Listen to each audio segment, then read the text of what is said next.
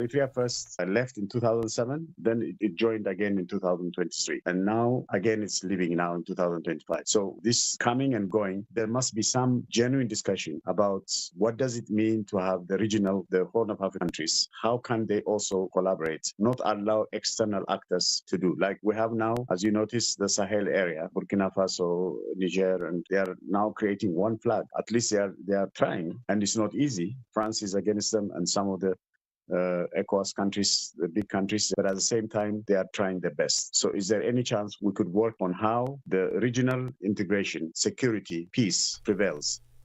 West Africa's regional bloc, the Economic Community of West African States, ECOWAS, has rejected a transition program announced by Guinea-Bissau's military rulers and demanded a swift return to constitutional order. ECOWAS has warned of targeted sanctions against those obstructing the process. Army officers in Guinea-Bissau branding themselves the military high command toppled President Umaro Sissoco Embalo on the 26th of November and installed Major General Hota Inta as an interim president the following day. Elizabeth Mapari has more. The Guinea-Bissau coup is the ninth in West and Central Africa in 5 years, deepening concerns over democratic backsliding in a region already grappling with insecurity and political instability. Leaders at ECOWAS annual summit in the Nigerian capital Abuja called for the immediate release of all political detainees, including opposition figures, and insisted on an inclusive short transition in Guinea-Bissau, urging the African Union and international partners to support its efforts. If the junta failed to comply with the ECOWAS demands, the West African bloc would impose targeted sanctions against individuals or groups blocking the transition. The presidency in South Africa says the Madlanga Commission of Inquiry's final report will be made public. However, the interim report, which will be submitted to President Cyril Ramaphosa on Wednesday, will not. President Ramaphosa established the commission to probe allegations of criminality, political interference and corruption in the criminal justice system. The president's spokesperson Vincent Makwenya says this is because it is an interim report and there is still more evidence that is going to be heard. UNICEF has sounded the alarm over global funding shortfalls, which it says further compound humanitarian crises affecting children in parts of Africa. The UN Children's Agency says across eastern and southern Africa, crises fueled by rising hunger, protracted conflict and conflict shocks, mass displacements, and deepening funding cuts are driving humanitarian needs for children to unprecedented levels. UNICEF is calling for $1 billion through its 2026 Humanitarian Action for Children appeal to support 16 million children across 22 countries in the region. And finally, a court in Hong Kong has found the media tycoon and pro-democracy activist Jimmy Lai guilty of sedition and conspiracy to collude with foreign forces. Lai, a British citizen, was in court to hear the verdict in the high-profile case. The 78-year-old fierce critic of Beijing has denounced the prosecution as political. Human rights groups in Western countries have criticized the verdict. Lai is the most prominent person charged under controversial national security law that China introduced in 2020. The BBC's Danny Vincent has more. Jimmy Lai was found guilty of all charges, 2 counts of conspiring to collude with foreign powers and 1 of sedition. The judge said he had harboured hatred towards China. Reacting to the verdict, Mr. Lai appeared in good spirits, waving and smiling to family members. Critics have dismissed the case against him as political persecution. Human rights groups and many international governments have called for his release. The 78-year-old will be sentenced at a later date. He could now face life in prison. He's already been detained for 5 years. For any news stories you would like to share with us, please do send an email to newsroom@channelafrica.co.za or call us on +27 11 714 4459. For Channel Africa News, I'm Jolani Tulo Mwebe. SABC News. The African Perspective. And coming up in your sports news this hour, Senegal take fitness gamble as the coach names 3 players that are currently injured for the AFCON squad, while Virgil van Dijk is hopeful that Mo Salah will return to Liverpool after the Africa Cup of Nations tournament. I have details of these and other stories at 12:30. This is Africa Update, your pulse to the continent. Stories shaping nations and voices driving change. Stay informed, stay connected, right here on Channel Africa, the African perspective.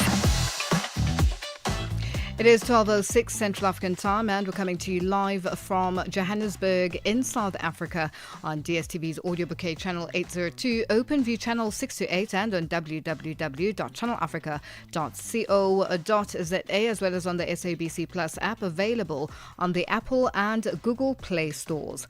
Join us in conversation on our social media platforms. That's on X, Instagram, and subscribe on YouTube at Channel Africa 1.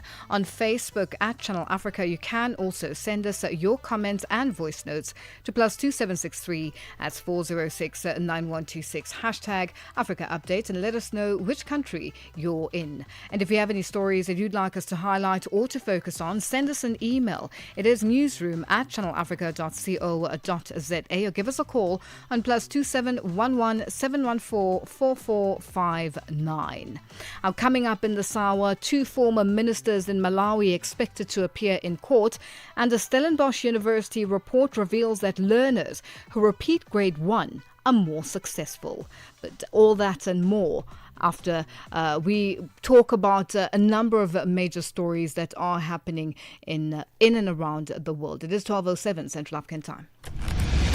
Africa Update, your daily dose of African insights with Lulu Gaboo on Channel Africa.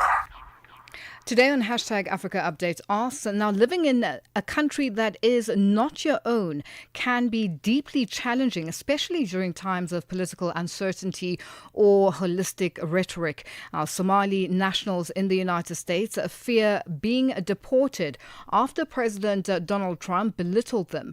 Now, what words of encouragement do you have for foreign nationals living in other countries? Share your thoughts and your views on all our social media platforms. That's on X, Instagram, at Channel Africa 1, on Facebook at Channel Africa. You can also send us your comments and voice notes to +2763 at 406-9126. Hashtag Africa Update. Ask. Africa at Play with NATO and ETO chairman. Africa Cup of Nations Morocco 2025. Bafana Bafana's opening match is against the Portuguese-speaking nation Angola on the 22nd. What can we expect from Hugo Bros and his charges? When we went to the previous tournament, we sort of had the underdog tag as a country, and we were a little bit humble. Expectations were not as high as they are now at the moment. So I just felt that players were in a good space psychologically. I just feel that Bafana will still be tournament favorites. But coach Hugo Bros has a lot of work psychologically to make sure that players remain focused, humble, and players are playing without any pressure. Because when South African players are very creative, then we know that the outcomes are very good. But when they are under pressure, we know that sometimes the outcomes can be what we don't want to experience. Coach Tabasino. Live every Saturday and Sunday from 2 to 5 p.m. Central African Time. Africa Update with Lulu Gaboo, 12 to 1 p.m. Central African Time. South Africa's Water and Sanitation Minister Phemi Majodina is in Lesotho for an oversight visit to the Lesotho Highlands Water Project of Phase 2. Now, the visit comes amid growing concern over delays to the multi-billion rand project, which is expected to significantly boost water supply to South Africa's integrated Vaal River system. Now, the minister is leading a delegation to assess progress on the ground and to demand accountability from project authorities. Channel Africa's Lebogang Mabange has more. On the first day of the visit on Sunday, December 14th, Minister Phemi Majodina acknowledged that Phase 2 of the Lesotho Highlands Water Project has experienced delays, pushing completion timelines beyond original targets. She explained that while the project was initially designed to be completed by 2028, a range of factors has affected progress. When you design a project, you will say the completion date is 2028, but you must also take into cognizance that there are certain factors that are not in your control. Hence, we are talking 28, 29. But within that, there are projects that are already completed. We must also appreciate that. For instance, we're talking about this bridge, which is 825 meters long, which is going to be completed now in January. So we are still left with prisons, clinics, and hospitals that are already in the pipeline. The minister went on to outline what she says are the main causes of the delays, pointing to both environmental conditions and contractor performance issues on site. Complaints have been there in terms of time, and that was delayed.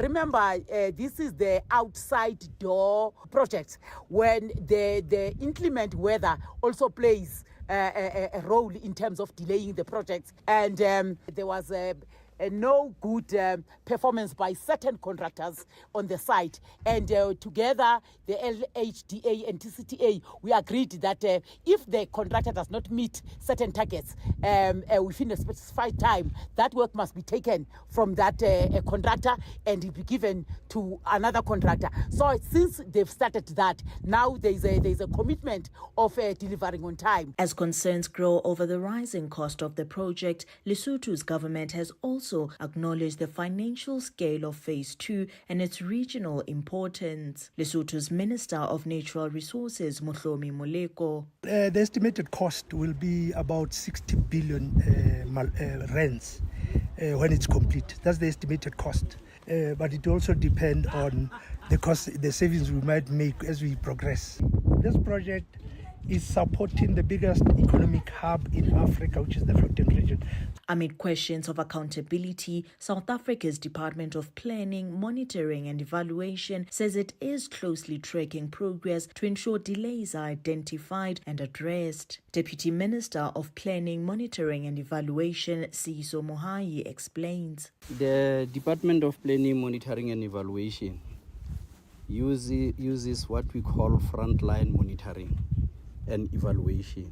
We visit together with the departments, even independently from the departments to the project. We used sector specialists, people that will source the information as engineers and work together with the department engineers to look into the progress, the milestones that we are making. We look into the outcomes. So over the period of 5 years, priorities are ring-fenced, and there should be a discipline of action with regard to the implementation of such priorities. The oversight visit continues today as pressure mounts on authorities to address delays and ensure the project delivers on its commitments to both South Africa and Lesotho. Reporting for Channel Africa, I am Lebogang Mabange in Lesotho.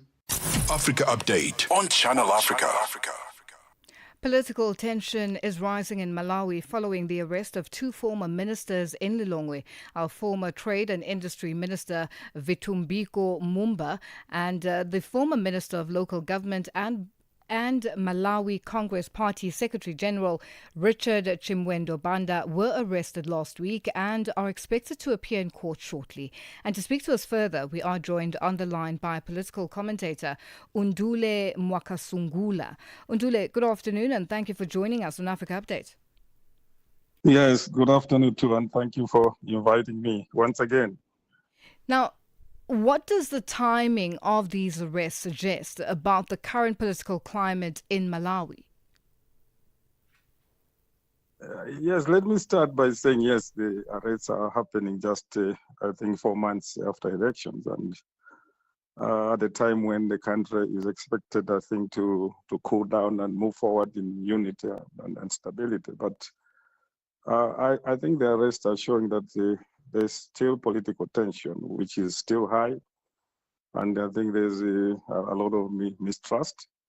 And already the elections, which are already over, and many people are starting questioning why such serious actions, actually arrests, are happening now, which makes the political environment more sensitive and tense. And it gives a lot of uncertainty where the country is heading at the moment, and some are even questioning that who is sanctioning this sensitive arrest, because the president is away out of the country right now for almost 2 weeks now.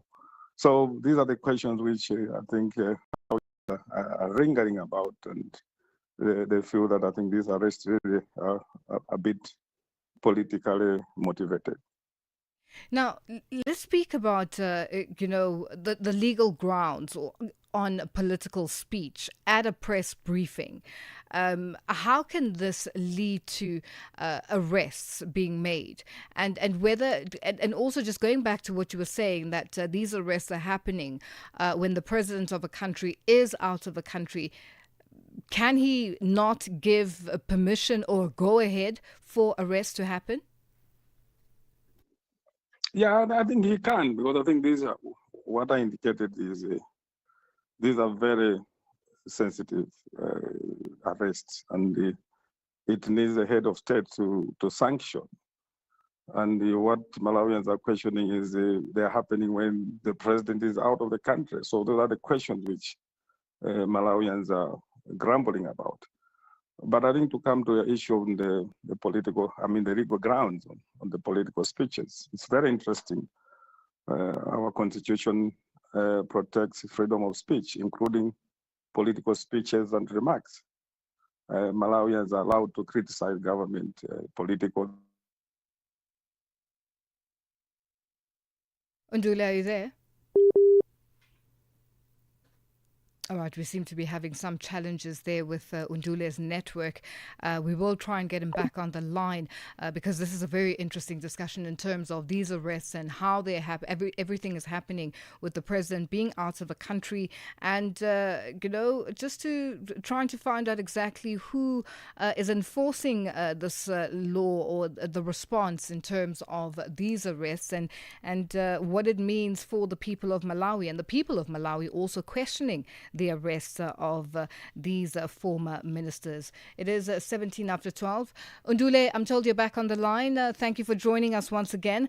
Yes, now let's talk about just the political climate in Malawi currently, especially after elections. Yeah, I think the political climate really, Malawians are expecting the current government actually to deliver their promises. So they have a lot of expectations, and what is happening now, as you mentioned about the arrest of the two former cabinet ministers, gives a lot of dilemma, makes Malawians to be in a dilemma in terms of maybe government wanting to divert attention from their promises to make Malawians focus on the other issue, the political issue. So I think Malawians really are expecting the government to deliver, not to look at the persecution or intimidation of the political opponents or critics. And these former ministers now appearing in court shortly, and interestingly enough, we would like to know what charges they're facing. I think the charges really are not very clear at the moment, and I think the charges have been very vague. We'll hear more when I think they appear in court, and that will give us a clear picture on what they're being charged. But it will be very early now to talk about the exact charges which these former ministers are being charged actually right now. Undule, thank you so much for joining us. We are going to leave it here for today. Thank you very much and welcome. That's political commentator Undule Mwakasungula, and he was joining us on the line. It is 19 after 12 Central African time. Keep Africa in your hands. Connect to our website for all your news, sports, and cultural updates. channelafrica.co.za. Africa, meet Abedi. Yeah, that's me. Abedi is a music lover through and through. I really love African music. He's got a taste for all kinds of tunes and spends his days listening to Channel Africa. Guess what? He didn't know. Okay. Channel Africa wants to help Abedi and all music lovers everywhere to discover even more incredible music. That is why Channel Africa is calling on all African musicians to submit their music. musicians, remember to give us all your relevant information. Make your submissions at music@channelafrica.co.za. Submissions are your chance to be heard on radio. But sadly, they do not guarantee that you will be playlisted. All submissions will be carefully reviewed to see if they meet our station's requirement. Channel Africa, the African perspective. Africa Update with Lulu Gaboo on Channel Africa. Now we continue the focus on Malawi and what is happening there with regards to two former ministers being arrested and expected to appear in court any time from now. We're speaking to George Chaima, a political scientist and a governance expert who is joining us on the line. George, it's a very interesting time in Malawi, especially with these arrests of two former ministers. And, what are the charges? What charges are they facing? It's a really interesting time, like you're saying. Our set of politicians, especially former ministers, are going through different charges after they have been arrested. And many people are saying that these charges which are levied against them are not genuine charges, but politically motivated. For example, the former Minister of Trade, Honorable Vitumbiko Mumba, is charged with a crime that he made statements or remarks that would incite fear and cause violence among the citizens in the country. And that was the time we were having elections in Malawi. And the other one is the former minister of the local government, who has also been charged of a case which is alleged to have maybe suspected of plotting murder for a friend. So I think these are the charges which we know as of now. And the Malawi Congress Party has just held its press conference to condemn such arrests and assume that and allege that these are politically motivated charges. And at what point does maintaining public order risk crossing into repression of legitimate political expression? I think if one is suspected of committing an offense, the law provides that he must be investigated and arrested. I should think that anything that involves such high-profile people, if they really committed the offense at that particular time, it was very pertinent and necessary for the law to provide, quick investigation into the crime and arrest them. I think what makes people suspected that these are politically motivated cases is that it has taken so long between the time they were suspected to have committed the crime to the time of their arrest. So I think this is what is causing suspicion. But the law provides clearly that one can be investigated and arrested if the crime is actually legitimate. But we should also be mindful that it's not always that a person who is arrested has committed a crime, because that is a stage whereby one is simply suspected until he is charged, convicted, and may be sent to jail. So at the moment, it could also, on the other hand, be wrong to automatically link such arrests to political, suspicions. And what role should independent institutions such as the Judiciary and Electoral Commission play in preventing the politicization of arrests? I think these are supposed to be independent institutions. Unfortunately, in Malawi, I'm not exposing the weakness of our country, but I am here to speak the truth. I think in our country, it is also safer to say that the judicial system is highly compromised. We have seen this system lately being heavily manipulated by politicians. And the police and the courts are not as independent as the letter says, according to them.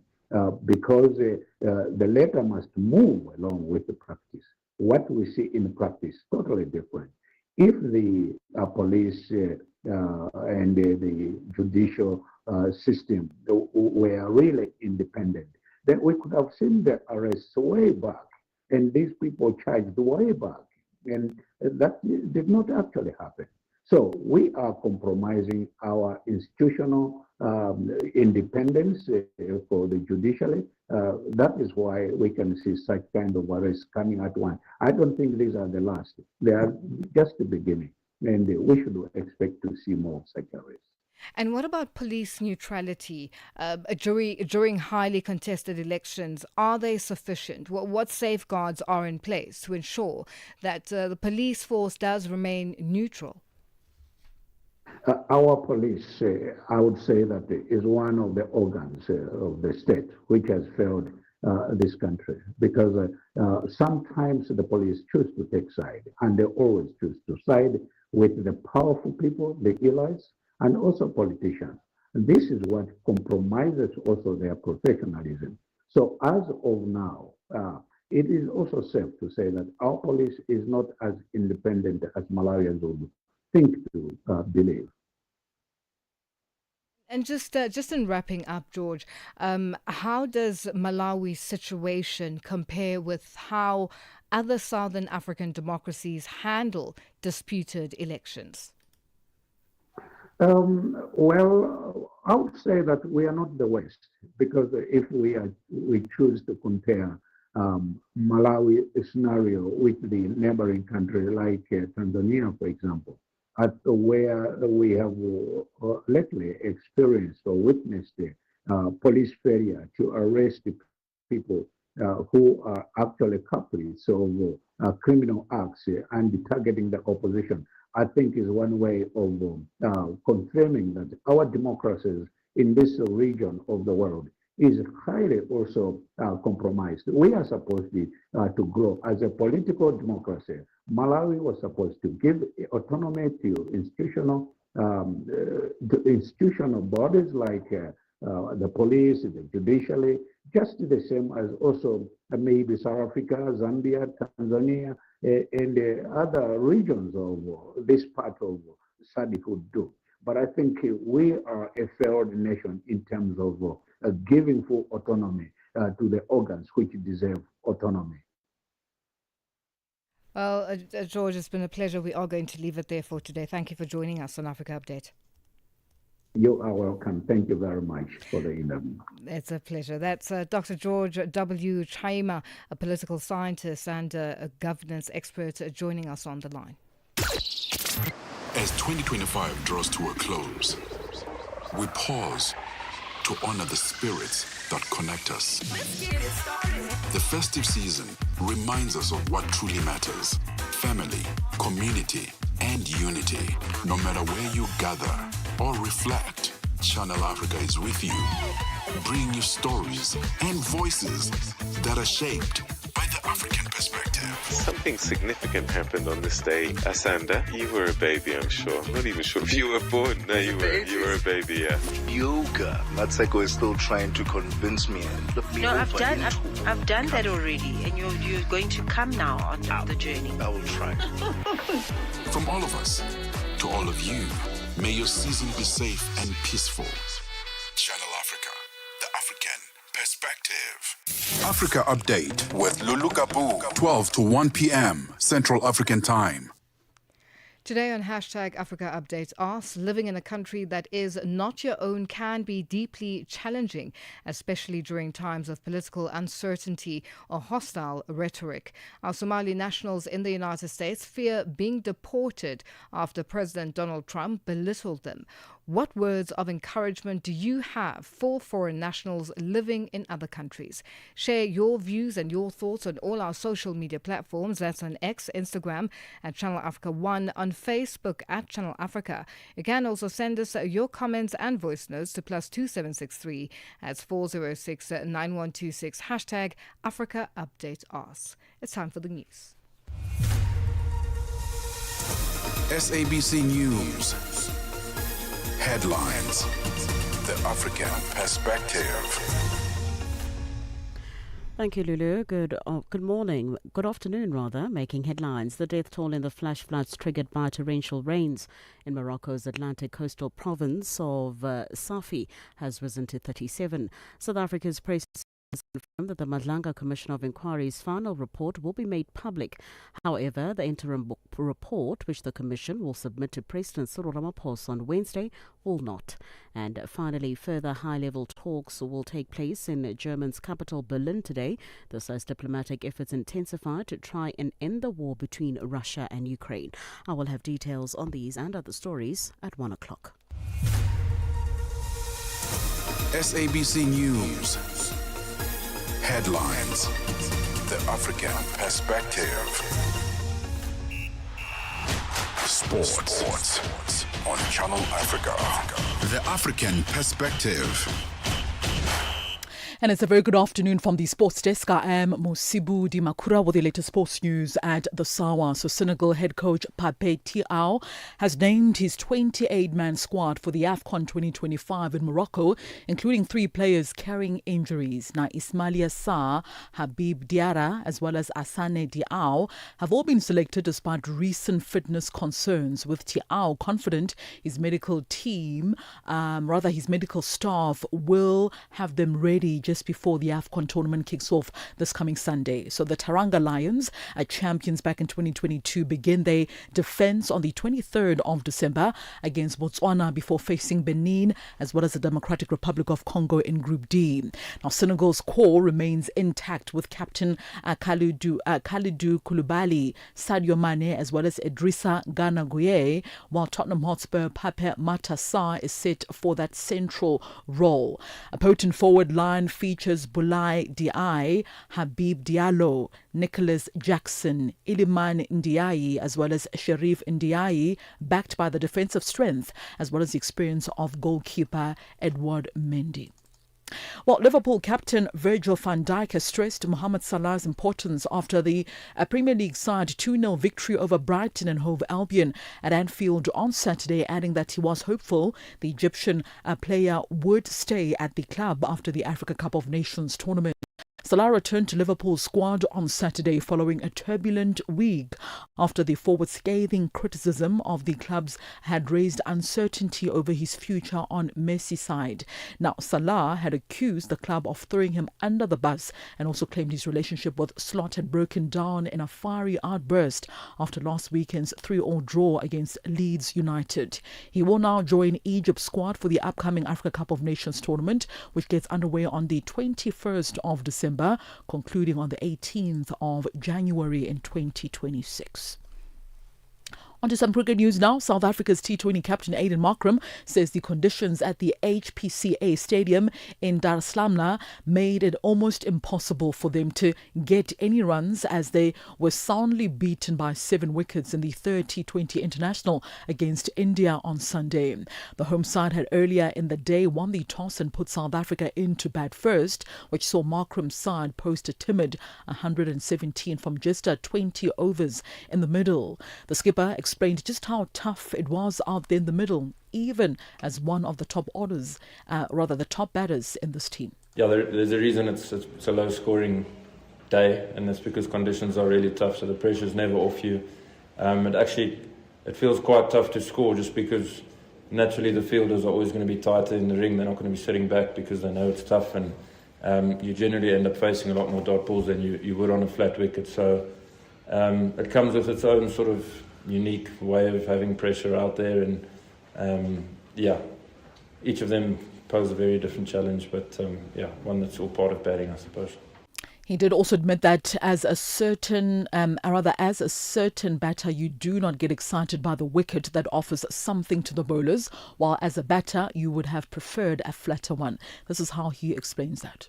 Yeah, it's a tough one. If you've got your captain's cap on, you're always a fan of it because I feel like you're always in the game. If you've got your batting cap on, you obviously want flat wicket, so a bit of a tricky one. But conditions were tough tonight, but you can understand why, having chatted to some of the guys that played a lot of cricket, obviously time of year and quite cold, and I think obviously that all plays a role. So The odd occasion here and there, I really don't see a problem with it. I actually think it's probably a good thing to balance everything out. And low scoring games can often be games that you really enjoy watching and can be nail biters as well. So yeah, I think there is a time and a place for it.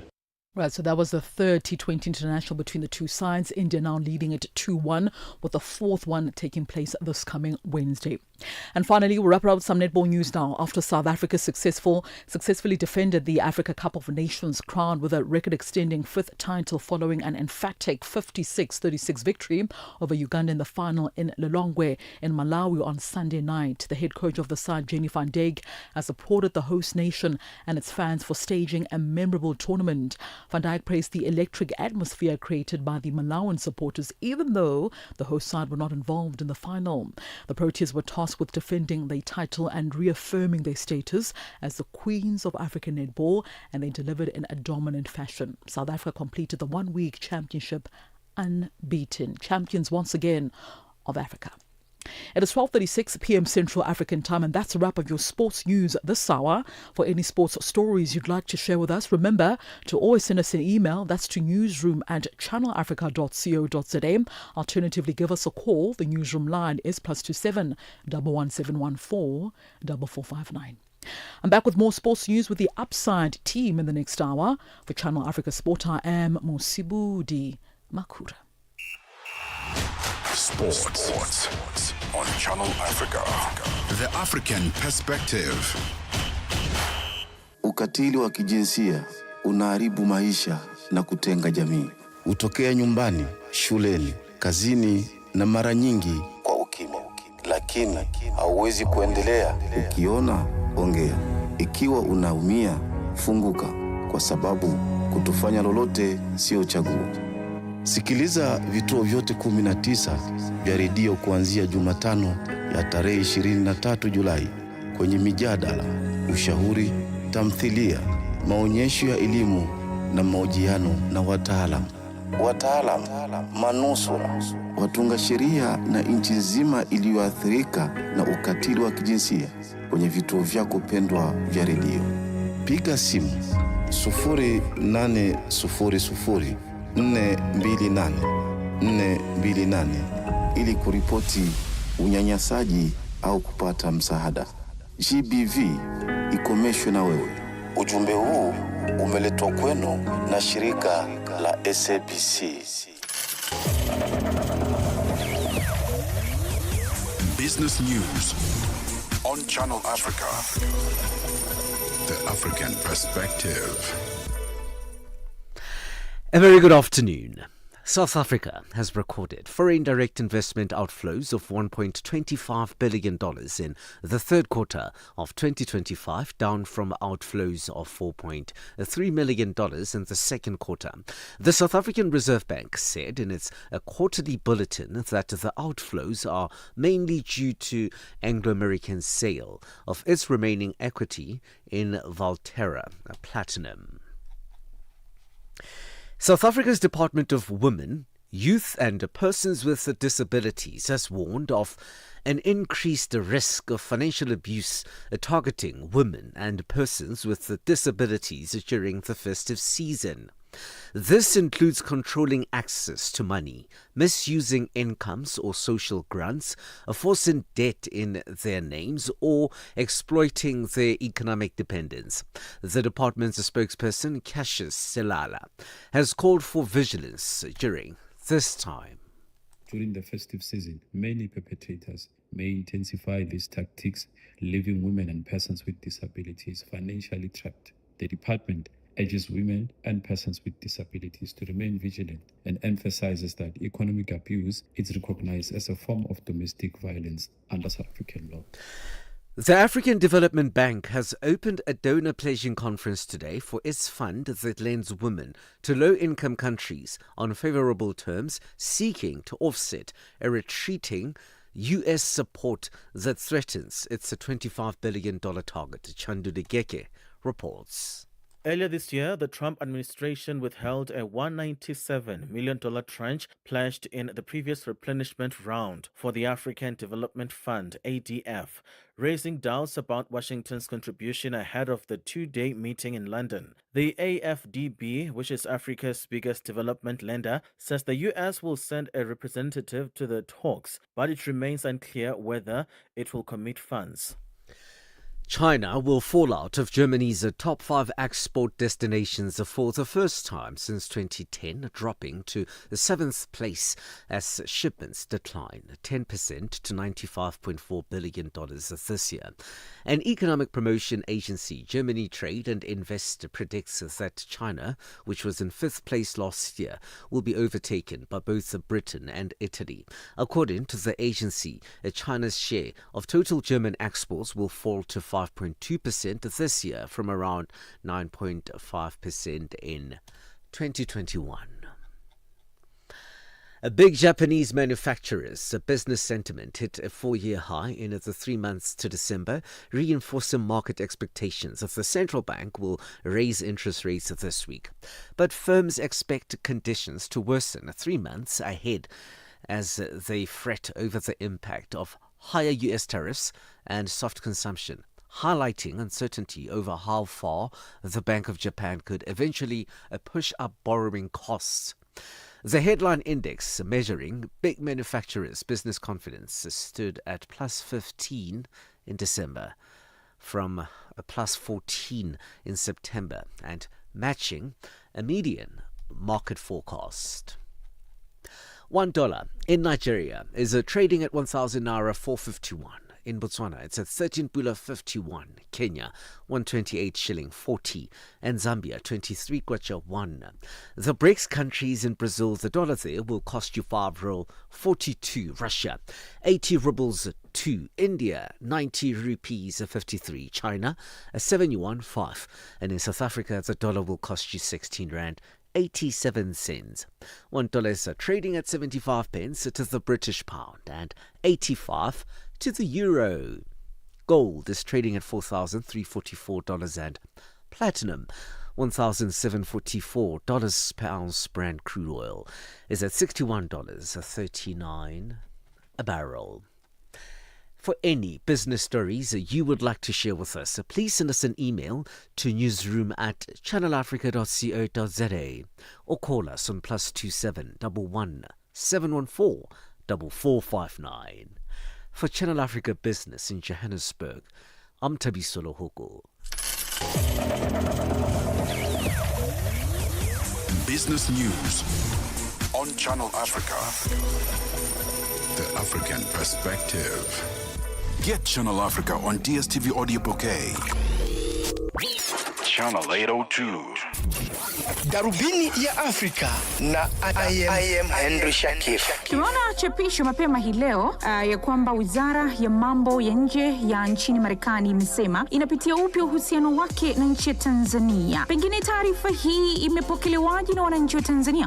Cha kwanza tumeiona taarifa ambayo imetoka hii leo. Sisi kwetu taarifa hii haikutushangaza wala haikutushtua kwa sababu tulishaona taarifa kama hiyo imetoka kwenye ubalozi wa Marekani nchini Tanzania, ikiwa imetolewa na Bwana Tom Pigott. Umezungumza kwa kina kabisa. Haya ni malalamiko ambayo yamekuwa yakijitokeza mara kwa mara. Unadhani sasa je, wana hoja ya msingi? Unauliza maswali mazuri sana na maswali ya tafakari. Maswali ambayo hayawezi kujibiwa kwa dakika moja au kwa siku moja. Ni maswali yanayohitaji tafiti, yanayohitaji kusoma. Darubini ya Afrika kila Jumatatu hadi Ijumaa kuanzia saa 11 kamili hadi saa 12 kamili jioni majira ya Afrika ya Kati. Your window to the continent and beyond. Africa Update. Only on Channel Africa. Channel Africa. The African perspective. It is 12:44 Central African Time, and we're coming to you live from Johannesburg in South Africa. A new report by South Africa's Stellenbosch University's Research on Socio-Economic Policy group has examined whether repeating early grades improves learning outcomes in the country. Now, the findings show that learners who repeat grades 1 and 4 achieve higher subsequent test scores than similar learners who are promoted. Now, the data was collected from 6 provinces across South Africa. And to discuss this study further, we are joined on the line by Ross Clayton from the Research on Socioeconomic Policy Group at the Department of Economics at Stellenbosch University. Ross, good afternoon, and thank you for joining us on Africa Update. Good afternoon. Thanks for having me.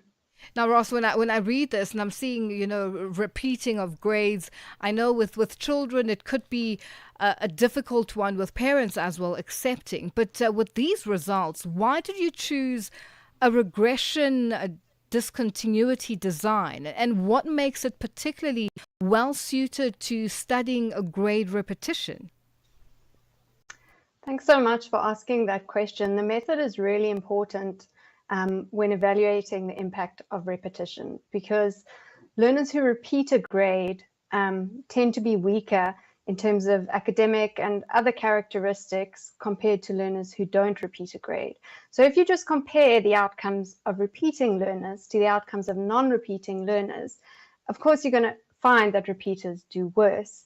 And that's a big challenge for researchers to sort of find out what is it the repetition that's causing them to do worse, or is it the underlying characteristics that cause them to repeat that are also causing them to do worse? And what the method that I used in the study overcomes this difficulty.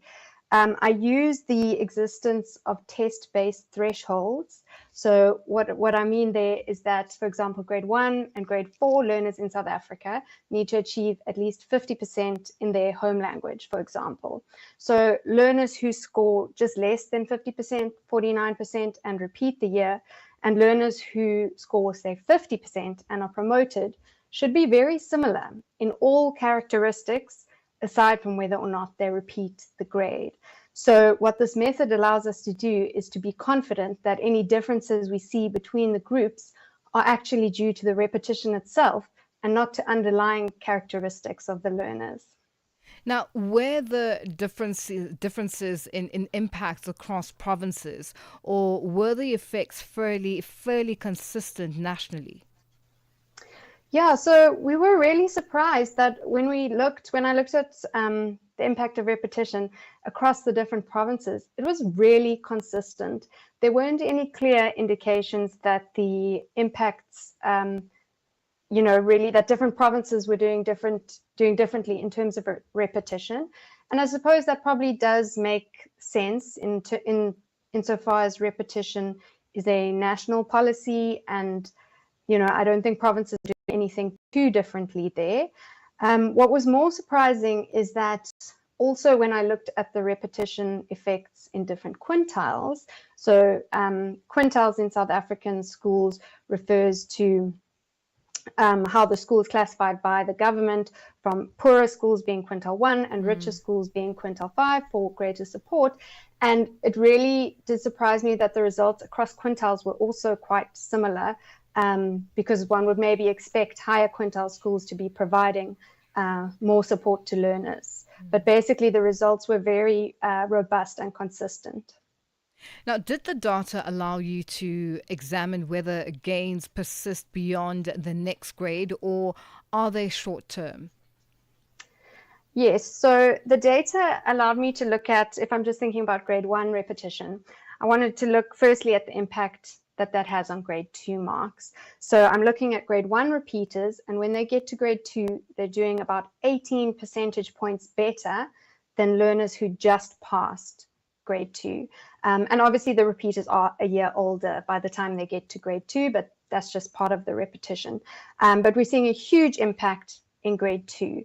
By grade 3, the impact, the repeaters are doing about 9 percentage points better in home language, and by grade 4, the effect has dropped further to about 5 percentage points. And you might be wondering, why is the effect diminishing? Why is it getting smaller? And this question perplexes researchers very much as well. I think there are some reasons for it in this particular context, but in almost all interventions, you see this phenomenon. It's not specific to this repetition analysis. If you're looking at some kind of after-school intervention, you often see a very large effect that diminishes over time. So it is a bit perplexing, but still that effect by grade 4, if we're looking at grade 1 repetition, is still very large in the context of education interventions. Unfortunately, the data doesn't allow me to look much further than 3 grades later. We need longer panels of data that would allow that, because there are some important longer term effects. We need to know if that effect, as I say, the grade 4 effect of repeaters doing 5 percentage points better than non-repeaters of grade 1 is still large, but we need to know, by the time they get to grade 7, has it faded out completely? Or another potential issue is that repetition can increase dropout, possibly even when it increases test scores in the short run. So we would really like to look at that, but it's just not possible with the data that we had. Ross, may I ask you just to stay on the line with us? We will, I just need to do a throw forward quickly with Mateko and come back to you, because I feel this is very important. I need to, there are more questions that I'd like to ask, and I think they're very, very important. Ross, thank you for that. Be inspired. Stay informed. Channel Africa, the beauty of life. Now available anytime, anywhere with our new app. As 2025 draws to a close, we pause to honor the spirits that connect us. The festive season reminds us of what truly matters: family, community, and unity. No matter where you gather or reflect, Channel Africa is with you. Bring you stories and voices that are shaped by the African perspective. Something significant happened on this day. Asanda, you were a baby, I'm sure. I'm not even sure if you were born. No, you were. You were a baby, yeah. Yoga. Matseko is still trying to convince me. And look me No, I've over done that already, and you're going to come now on the journey. I will try. From all of us to all of you, may your season be safe and peaceful. Channel Africa, the African perspective. Africa Update on Channel Africa. Well, it is that time of the day where we say happy Monday to the Upside team, and it is Mateko Musito. How are you today? I am fabulous. It is December, so there's no need to be sad. We're very happy. So coming to on the upside, I think I'm flying solo today, actually, between 1 and 4. We are going to be looking at a very important case with the MMC for Public Safety. He has confirmed a criminal case that has been opened following the fatal shooting of a 19-year-old during the Sean 101 Street Bash. This is the one that took place in Soweto. So we're going to get the details of that and find out what's happening. I think it's a very important case to cover at this time of the year, considering the festivities that are going to be happening and the out and about, and, safety, public safety at the forefront. You mentioned a street bash. I hadn't heard of a street bash in Soweto in a long time. So the fact that now there's somebody who's lost their lives is really a sad one. Right. So that's what we're going to be focusing in on in the first hour. Okay, that's the upside coming up at the top of the hour with Mateko Musito. Tebogo is not here today, but Mateko and Musito and Tebogo Lukuleni are the upside team. And we continue on Africa Update. It is 12:53 Central African Time, and I do have Ross Clayton from the Research on Socio-Economic Policy Group at the Department of Economics at Stellenbosch University. Ross, thank you again for staying on with us. I want to find out how do in terms of the grades and how schools identify learners for whom repetition is likely to be beneficial versus harmful. How are they able to do that? And has there been any backfiring? So obviously I'm not going into schools and looking at how they're making their decisions, but from the data, it does really look like schools are basing their early grade repetition decisions simply on home language results. It doesn't look like there's too much individualization. Well, some of that actually might be lost to what I can see. But in terms of the learners whose marks are, say, 48 within one school, it doesn't seem like some of them are promoted and others repeat. It seems like the schools perhaps have an acceptable level of repetition, because one thing we haven't discussed yet is how high repetition rates are in South Africa, and they're very high in relation to neighbors and other upper middle income countries. So it seems like schools, when they decide to promote a learner who has not passed, it is simply based on that learner being next in line in terms of specifically their home language marks in grade 1. But there is a strong indication that some learners have their marks changed to 50% so that they pass, and that might be happening on an individual basis due to conversations with parents, and I can't see in the data, why that's happening. So it's difficult to see sort of who repetition is helping the most, but what we can see is that it is really helping those learners just below the threshold compared to learners just above who just pass. But I will say, in terms of parents and families, part of the reason why repetition might help is that sort of shock effect, like really sending a strong message to the learner and the family that this learner really needs more support and more help. And that might change the behavior of the parents in seeking out support in their community, in communicating with the teacher and making sure their child is on track. And I think it's a reminder to all of us that if our child sort of just passes the grade, yes, that is something to celebrate, but if they're getting 50%, they still need support. They still need a bit of a wake-up call to make sure that they aren't at risk in the near future. Now, are there plans to link this work to longer-term outcomes such as dropout, matric completion, or labour market success? I really wish there were. Unfortunately, our data set, it's between 2017 and 2023, and we're actually having difficulty. Some of the technical details have changed even in 2024, that we are not able to link even that data, and we may be sort of starting afresh in 2024, which would be an enormous pity, because that is very, very important to understand. And it's fantastic that we have this data available to us, that the government and non-profit organizations have come together to get this data in a format that we can look at it in this way. And I really hope that we'll be able to do something to continue to link it, because it is so valuable. That being said, we are going to look at, if possible, looking at the impact of later repetition, also for a short period though. So it's a different question because, for instance, grade 10, repetition rates are 25% in grade 10. So it's really important to know if that's having any positive impact, because research actually suggests that later repetition tends not to have a positive impact. So I would be able to look at that question potentially to see whether grade 10 repetition affects matric outcomes. But obviously, we're interested in that outcome for early grade repetition as well. And at the moment, that's not something we can answer. Well, Ross, thank you so much for joining us on Africa Update, and thank you for giving us extra time, and all the best over the festive season. Great. Thanks for having me. That's Ross Clayton from the Research on Socioeconomic Policy Group at the Department of Economics at Stellenbosch University, joining us on the line. Africa Update with Lulu Gaboo, 12 to 1 p.m. Central African Time.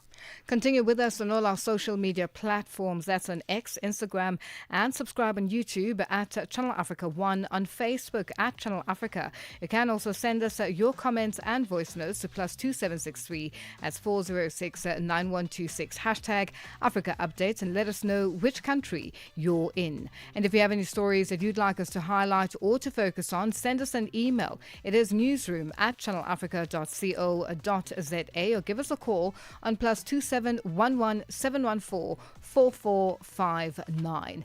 And this is how we wrap Africa Update today. And let's do this again tomorrow. Bye-bye.